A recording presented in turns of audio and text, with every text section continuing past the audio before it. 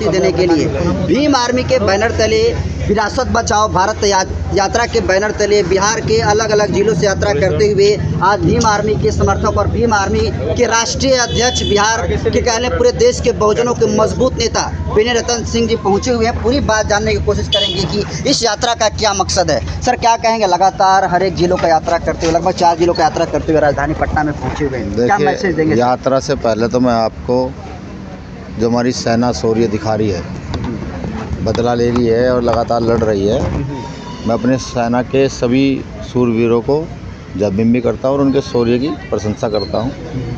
और इस लड़ाई में भारत जिस प्रकार से पाकिस्तान की तबाही कर रहा है, आम जनता की नहीं, उनकी तबाही कर रहा है। जो लोग हमला करने के कगार पर रहते हैं, जहाँ उनके आतंकवादी ठिकाने, उनकी तबाही कर रहा है, ये प्रशंसा का विषय है। इस पर मेरी ओर से उन्हें बधाई भी है। दूसरा, जो हमारे साथी लगातार शहीद हो रहे हैं, क्योंकि पाकिस्तान पहले से ही गधे तो वो लोग हैं ही, वो लगातार हमले भी वहाँ करते हैं जहाँ जनता का वो होता है। कल की भी सूचना, आज की भी सूचना, कुछ हताहत हुए थे। उन सभी वीरों को भी मैं श्रद्धांजलि अर्पित करता हूँ भीम आर्मी की ओर से। देखिए, ये यात्रा जो है, ये विरासत बचाओ भारत बचाओ यात्रा है। BTMC एक्ट जो सन 1949 में बना था, उसके रद्द होना चाहिए। इसलिए कि हर धर्म के लोगों का अपने धर्म की संस्थाओं पर कब्जा है। वह हिंदू धर्म के लोग हिंदू धर्म की पद्धति के अनुसार पूजा पाठ करते हैं, इस्लाम धर्म के लोग इस्लाम धर्म की पद्धति के लिए पूजा पाठ करते हैं, सिख भी ऐसा ही करते हैं और ईसाई भी ऐसा ही करते हैं। तो वहाँ पर भी देखिए, वो महाबोधि विहार है, वहाँ तथागत बुद्ध को ज्ञान प्राप्त हुआ था। भारत का एक प्रतीक है, तो वो भी बौद्धों को उसका पूर्णतया उसका वहाँ की पूजा पद्धति से लेकर हर चीज़ में पूर्णतः हस्तक्षेप से बौद्धों का ही होना चाहिए। यही लड़ाई है, इससे बड़ी कोई लड़ाई नहीं है। सरकार से कोई बड़ी लड़ाई नहीं है। हाँ, ये ज़रूर है कि जिस प्रकार से बिहार के पर्यटक स्थलों का उदय होना चाहिए था, यहाँ से रेवेन्यू कमा सकती है सरकार बहुत ज़्यादा, क्योंकि तथागत बुद्ध को विश्व में मानने वाले लोग हैं। लेकिन ऐसा नहीं है। मैं केसरिया बौद्ध स्तूप गया, देखा कोई व्यवस्था वहाँ नहीं है। लगातार होता हुआ आ रहा हूँ। प्रशासन जो है चाहता है कि यात्राएँ ना चले। देखिए, बोध गया हमारा प्रतीक है। वो हमें, जो गैर ब्राह्मण वहाँ पर हैं, उनसे मेरा निवेदन, भाई आप छोड़ें उसको। आपने इतने साल उसको देख रेख में रखा, आपका शुक्रिया अदा करते, लेकिन आप छोड़ें। भाई आप नहीं छोड़ोगे, मैं आंदोलन को और ज़्यादा मजबूत करेंगे और लगातार सड़कों पर निकलेंगे। लेकिन सर, इस यात्रा पर सवाल उठ रहा है कि एक तरफ जहाँ भारत पाकिस्तान में युद्ध छिड़ी हुई है, वहीं दूसरी तरफ भीम आर्मी के लोग बिहार के बोध गया में ब्राह्मणों से मुक्त करने के लिए लड़ाई लड़ रहे हैं। देखिए, बिहार में तो युद्ध आज शुरू हुआ है। आप जानते हैं, ये आंदोलन पिछले 1800 से चल रहा है। यहाँ एक बौद्ध हुए थे श्रीलंका के, जो विदेश से तथागत बुद्ध की अस्थियाँ लेकर आए थे। ठीक, उन्होंने यहाँ पर सबका ध्यान केंद्रित कराया। ये आंदोलन आज का नहीं है। ठीक, मैंने क्या कहा, मैंने पहले आपके चैनल के माध्यम से कहा कि जो हमारी सेना शौर्य दिखा रही है, हम उसका पूर्ण रूप से समर्थन करते हैं और हम साथ खड़े हैं। अगर हमें सरकार कल ये कहेगी कि उन्हें 1-2 करोड़ सिपाही जो हैं भीम आर्मी के चाहिए, तो तैयार हैं। बहुत फौज है हमारे पास। भीम आर्मी बॉर्डर पर जाने के लिए अरे क्या बात कर रहे हैं आप? एक सिपाही आप जाकर पूछिए, मेरा मुस्लिम कार्यकर्ता हो, मेरा दलित कार्यकर्ता हो, बैकवर्ड का कार्यकर्ता हो, जो भी कार्यकर्ता मेरा हो, अगर आप उसे पूछेंगे, जाने के लिए तैयार है, बिना झिझक जाने के लिए तैयार है।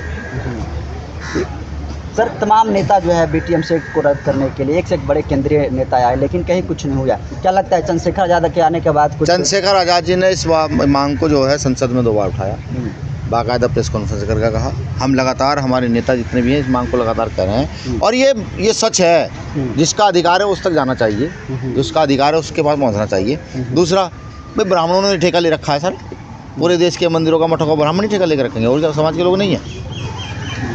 मैं तो ये भी कहता हूँ, कहनी चाहिए नहीं, कि भारत के जितने भी मंदिर हैं वहाँ पर भी रिजर्वेशन लागू हो, जहाँ schedule caste, schedule tribe, backward लोगों को वहाँ जगह दी जाए, वहाँ पुजारी बनने की उनकी क्षमता हो, तो वहाँ उनको बैठाया जाए। तो ये भी कहते हैं लड़ाई अधिकारों की है, और अधिकार यही कहते हैं कि BTMC एक्ट को रद्द करना ही पड़ेगा, और बौद्ध विहार को गैर बौद्धों से मुक्त कराना पड़ेगा। और देखिए, भीम आर्मी है, हमने जो भी लड़ाई लड़ता है बहुत मजबूती से लड़ रहा है। अभी हमने लड़ाई शुरू की है, हम चलना शुरू हुए हैं, अभी तो पूरे देश में घूमेंगे।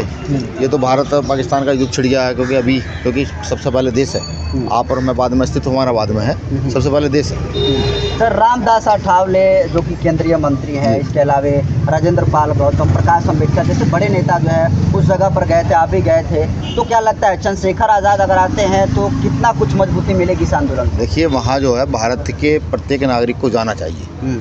वहाँ तो माननीय प्रधानमंत्रियों मुख्यमंत्रियों या सबसे नीचे तबके का व्यक्ति वो भी जाना चाहिए धर्म के व्यक्ति को।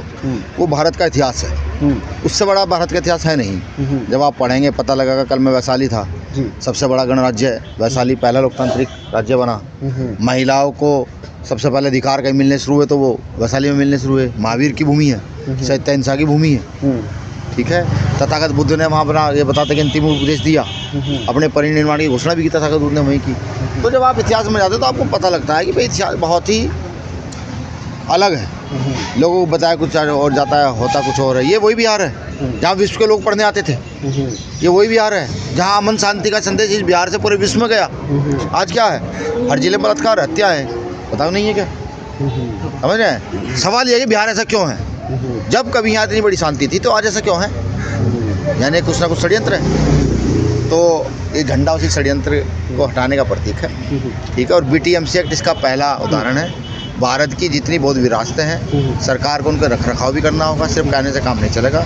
उन सबको मुक्त करना होगा और उनको सही तरीके से मैनेज करके रखना होगा। बिहार में चुनाव भी है सर, और इसको चुनावी तरीका से बहुत सारे लोग देख रहे हैं। सवाल आपका बहुत लेट आया। सवाल आपका सबसे पहला होना चाहिए था कि चुनाव है, आप चुनाव में कैसे में क्यों निकला? मैं कहता हूँ भारत की सारी बिहार की सभी राजनीतिक पार्टियों को इस मुद्दे को चुनावी मुद्दा बनाना चाहिए। ये बिहार की अस्मिता का प्रतीक है। तथागत बुद्ध को कितने देशों में माना जाता है ये अंदाज़ा नहीं है। इतने देशों में तथागत बुद्ध को माना जाता है। और बिहार का कोई भी नेता इसको चुनावी मुद्दा बनाए तो हम भी उसका सहयोग करेंगे जाकर। भाई ठीक, आपने ठीक किया, कुछ अच्छा आप करने की कगार पर हैं। लेकिन यहाँ सिर्फ और सिर्फ राजनीति, अपने धनबल की राजनीति है, ठीक है। यहाँ इतिहास बचाने की, विरासत बचाने की कोई राजनीति नहीं है। यहाँ नागरिकों की सुरक्षा की कोई राजनीति नहीं है। सर, नेता प्रतिपक्ष तेजस्वी यादव को इतना बड़ा मुद्दा को उठाना चाहिए, लेकिन वो भी चुप इस मामले पर दिखाई दे रहे हैं। देखिए, डर लगता है सर। तथागत बुद्ध जो हैं, जब महिलाओं के सम्मान की बात करते हैं, जब शोषित वंचित अधिकारों के सम्मान की बात करते हैं, सबकी बराबरी की बात करते हैं, तो सबको डर लगता है। तो तेजस्वी यादव भी डर रहे हैं आवाज? शायद हो सकता है। मेरा निवेदन है उनसे, भाई आप नेता प्रतिपक्ष से आप मजबूती से मुद्दे को उठाएं, BTMC एक्ट को रद्द कराएं, आए सड़क पर निकल कर। भाई आपका सम्मान बढ़ेगा, आपका वोट बैंक बढ़ेगा, आपकी सब चीज़ें बढ़ेंगी, ठीक है। आना चाहिए उनको भी, और उनके साथ साथ क्या जितनी अदर पार्टियां उनको भी आना चाहिए। मैं तो BJP के नेता को कहता हूँ, आओ भाई इस मुद्दे पर आकर सहयोग करो। भारत के इतिहास को बचाने में, भारत की विरासत को बचाने में सहयोग करो। सिर्फ सड़क पर खड़े होकर के ये कह देना कि भाई मैं भारत का सबसे सच्चा देशभक्त तो नहीं बनता। भारत की विरासतों को बचा कर रखना होगा, तभी तो देशभक्ति दिखेगी। भाई महावीर की भूमि है, ये बुद्ध की भूमि है, वो इतिहास नहीं बचेगा फिर क्या रहा है, क्या रहता है बताइए? क्या कुछ बचता है उसके बाद? नहीं बचता। यहाँ नालंदा जैसे विश्वविद्यालय में, यहाँ तक्षशिला जैसे विश्वविद्यालय में बड़ा इतिहास है, और इस इतिहास को संजो कर रखना, बचा कर रखना हम डॉक्टर अम्बेडकर के लोगों का काम है। चलिए, शुक्रिया।